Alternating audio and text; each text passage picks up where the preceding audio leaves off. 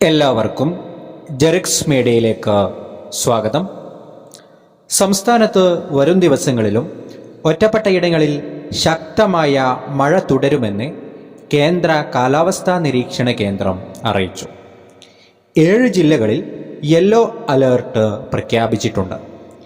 എറണാകുളം, തൃശൂർ, മലപ്പുറം, കോഴിക്കോട്, വയനാട്, കണ്ണൂർ, കാസർഗോഡ് ജില്ലകളിലാണ് yellow alert പ്രഖ്യാപിച്ചിട്ടുള്ളത്.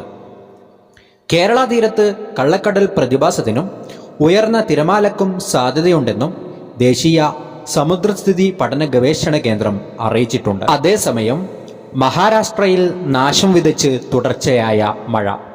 പൂനെയിൽ മഴക്കെടുതിയിൽ 6 പേർ മരിക്കുകയും 12 പേർക്ക് പരിക്കേൽക്കുകയും ചെയ്തിട്ടുണ്ട്. താഴ്ന്ന പ്രദേശങ്ങളിലെ നിരവധി വീടുകൾ വെള്ളത്തിനടിയിലായി. മണ്ണിടിച്ചിലിൽ 3 പേരെ കാണാതായി.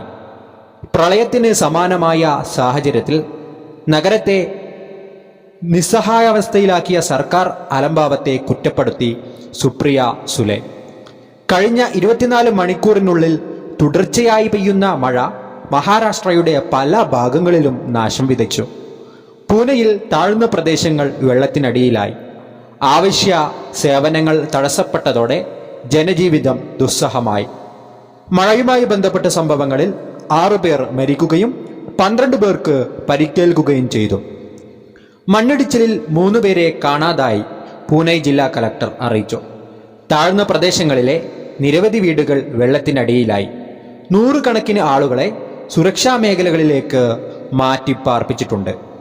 വെള്ളപ്പൊക്കത്തിന് സമാനമായ സാഹചര്യത്തിൽ നഗരത്തെ നിസ്സഹാവസ്ഥയിലാക്കിയ സർക്കാർ അലംഭാവത്തെ MP സുപ്രിയ സുലെ കുറ്റപ്പെടുത്തിയിരിക്കുകയാണ്.